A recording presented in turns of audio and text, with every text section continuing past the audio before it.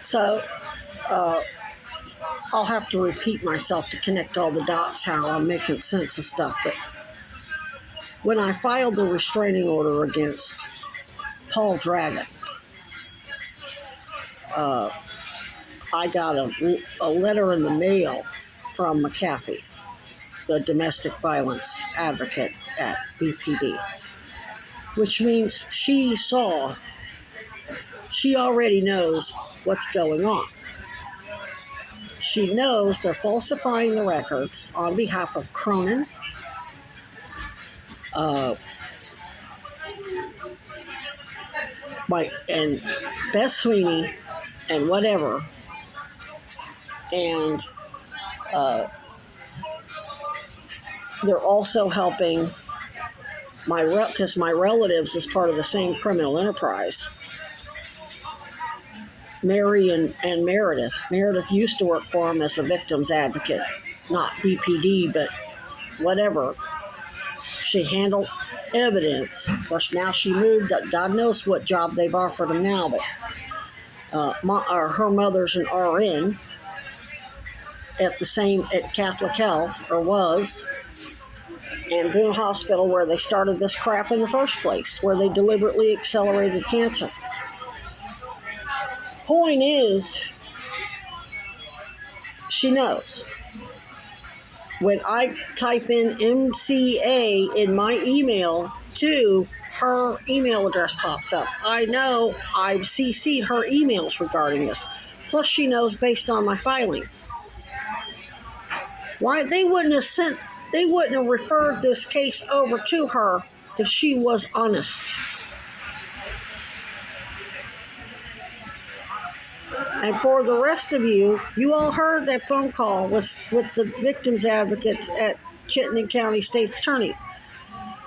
That's why the mayor's staff and them, and the first thing that came out of the sheriff's deputies, all three of them, the first thing they said was, "Have you called McAfee?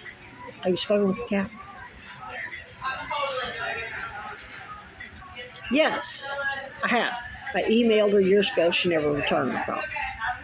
Well, now I guess they want me to reach out to her while they're, now that they got the new mayor, and let her not refer me to the mayor and tell the mayor the truth. So, since you're part of this criminal organization, McAfee, once you get that email from me today, and the same for you, Paul Dragon, you better immediately just forward the son of a bitch to the mayor and say, sounds like this lady needs help. Sounds like she needs something way more than we can give her. She needs to be in a hotel somewhere, and that hotel needs to be paid for by, since it's an ongoing criminal investigation where she got Buffalo City Hall raided. I don't think it really, me personally, I don't think that as an auditor, the funds should, I would say, I know Vermont's limited in funds, but I should never have had to, I had to come to Vermont because Lieutenant Governor Hochul was still just a lieutenant governor. She didn't, but Tish James got some explaining to do. I should have been sequestered in New York. Of course, I'm glad, I guess we wouldn't have a lot of these motherfuckers on a silver platter the way we do, but so blessings in disguise, but I believe in God, and God knows what he's doing. This is his show too.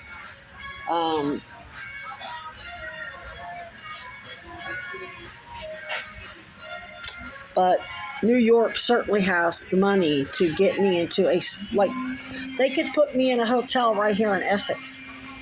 So I wouldn't need somebody outside my door 24/7. Most sequestered, victim witness, you got to have FBI or state police or sheriff's department right there watching your door, yada, yada, yada. As long as I'm here in Essex PD jurisdiction,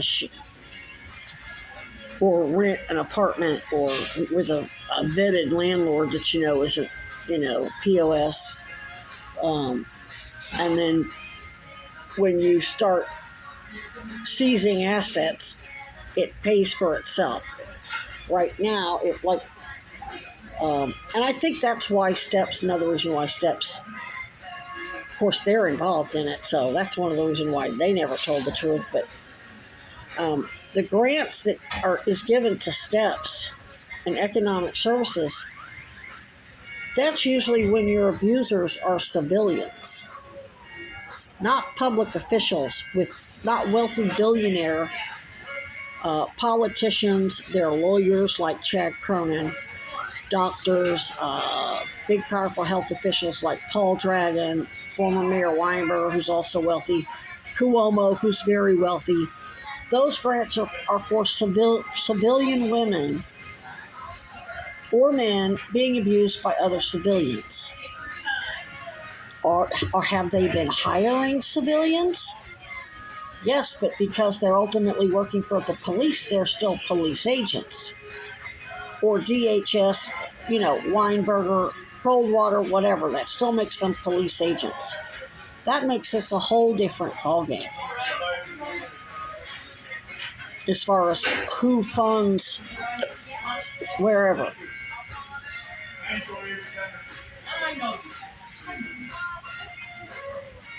But anyway, yeah, for all you corrupt motherfuckers, the fact that nobody got me a hotel, that means they want all your asses.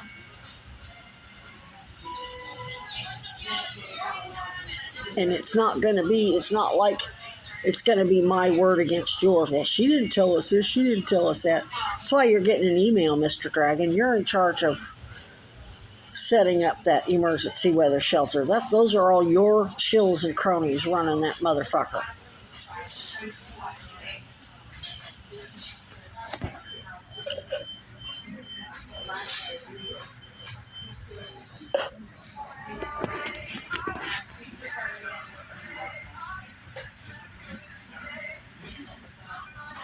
So they're basically, when they're making excuses for not notifying the mayor, they're twisting and perverting everything into, well, you're not fleeing a current. Like, just because I didn't live, the last place I lived wasn't with Chad. They're trying to hide the ongoing criminal. They're trying to make it look like, oh, it was just Chad and that was 13 years ago, and they're not part of helping him kill me, fuck with my life in ways I couldn't imagine, and kill me like he promised.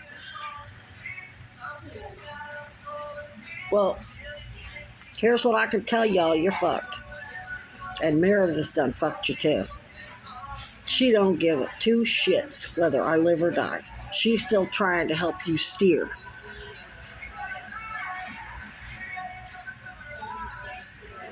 I go to that shelter tonight and you don't have an email to the mayor that you got somebody, that I'm there. I smell a fucking, yeah, I smell like BO, but I smell like rotting flesh too. And notify her I'm terminal and homeless because of criminal evidence and victim tampering by police and other city employees and people pretending to be victims advocates from Sarah George's office and Mulvaney Stanik's office. You can't impersonate law enforcement. If you're impersonating law enforcement to somebody, that is and having your PI and having PIs masturbate around my tent. Fucking kidding me? Oh, and I told that GA guy down at I cussed his ass out. He was coming across the street there at Commandeer. I said, you sorry son of a bitch, I'm looking forward to locking your fucking ass up too. I said, dead man walking. That's what I said to Kinnear. Kinnear stopped and I said, dead man walking. I don't know when you're going to drop dead, but it's going to be sometime soon, I hope. He started. He knows he's going down. And that goes for Stephanie, that goes for Loretta, that goes for Becky, that goes for their parents, whoever. You all gonna die.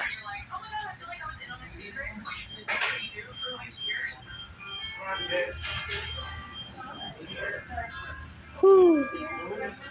Ooh, I had my coffee yet. Oh, so that's what's up. Um,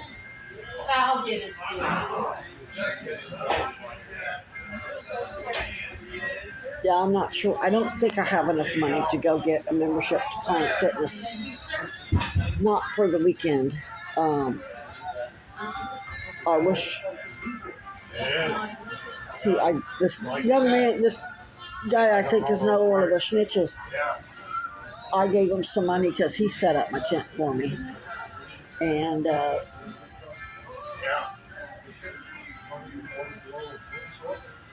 so I didn't give him a lot. I think I gave him like $15. I gave him $10, and then I gave him $5, so he could get a $5 thing of food deal, whatever.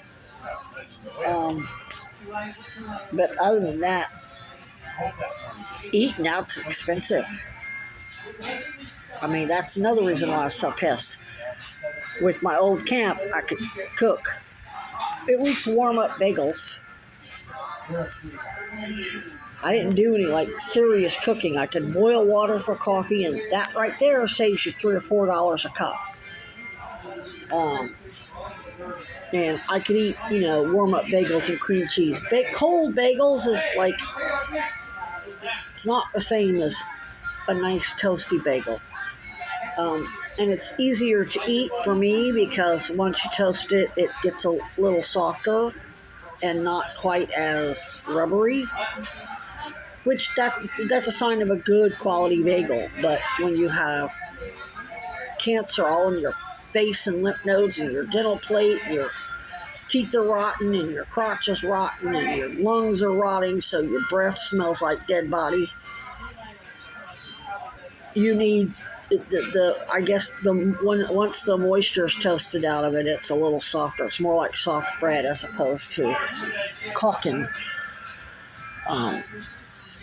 So it's easier to chew and dissolve. I don't think I have enough to. I may go fly a sign. I don't know. But I'm still really quite exhausted.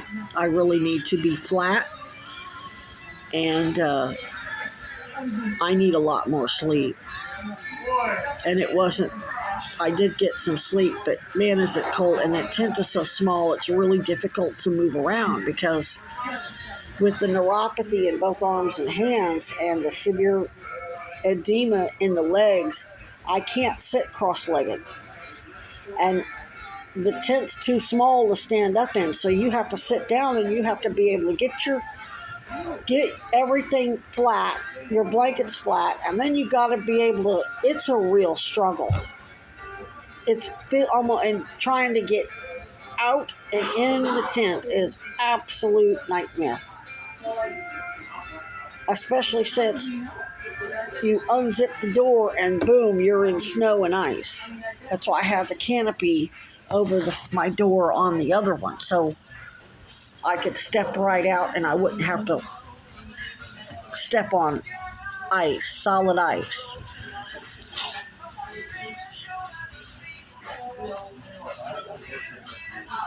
But I'll get this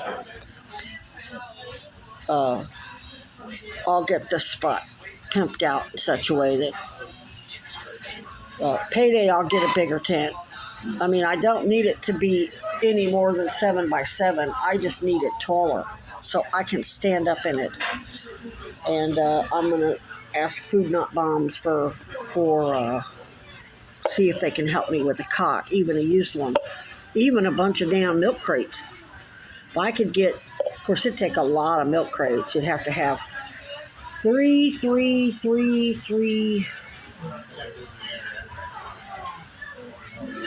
Could probably make 9 or 12 work with a whole lot of good stiff cardboard. So that's what I'll be working on eventually. Which I could actually even do something like that inside this current tent. Something, because getting up and down off that floor, you should see me in there just trying to struggle to get up. And then the Charlie horses because of the edema.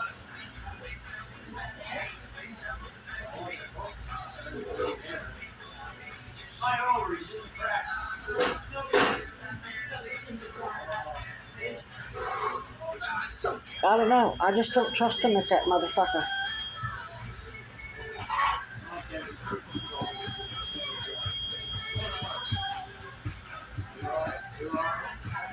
I mean, then you know the snitches are going to be there to start shit.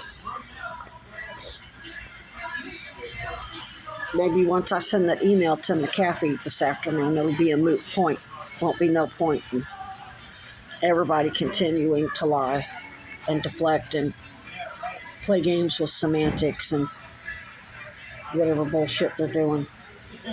And I know they're guilty. I know, because nobody looked guilty of anything. When I call, like the guy at the library, the general assistant guy, when I called him out, his face, he looked like he saw a ghost. And the lady from Howard Center, I said, if they told you I just needed help with housing and didn't tell you it was domestic violence, they know I'm going to tell you it's domestic violence. They know I just sat there and told them it was domestic. They know what it is. They already know what's going on. Then that means you're under investigation. That you're a suspect. And she got real fucking nervous and said, you got Sarah George's number? That guy looked nervous as fuck too. And then some of them have a little more discipline and they deflect to, oh, well, the real priority right now is getting you out of this weather. So it's, it's a way of bullshitting me and making them look magnanimous. Like, oh, we're just trying to get you out of the weather. Well, no, I'm in this weather and unhoused with untreated cancer that has me smelling like rotting human flesh because of crimes by whoever runs you at CVOEO, Safe Harbor, CHCB, a new place, and on and on and on, because nobody would document the domestic violence, which includes all of the different definitions of child abuse, adult and child trafficking, all the above, based on the Violence Against Women's Act. Don't know if they ever got passed, but I remember Vicky Hartzler, a rep in Missouri, voted against it because it protected LGBT victims. So she was ready to not create legislation, to obstruct legislation. She was ready to throw, 80% of the population is straight. Less than 20% is LGBTQ. Of course, that may be higher now, but let's even say it's 25%. Vicky Hartzler said, fuck 75% of the straight people suffering from domestic violence and child abuse and sex trafficking. I hate the gays so much that I'm going to block this legislation for protecting them that it ultimately makes it impossible.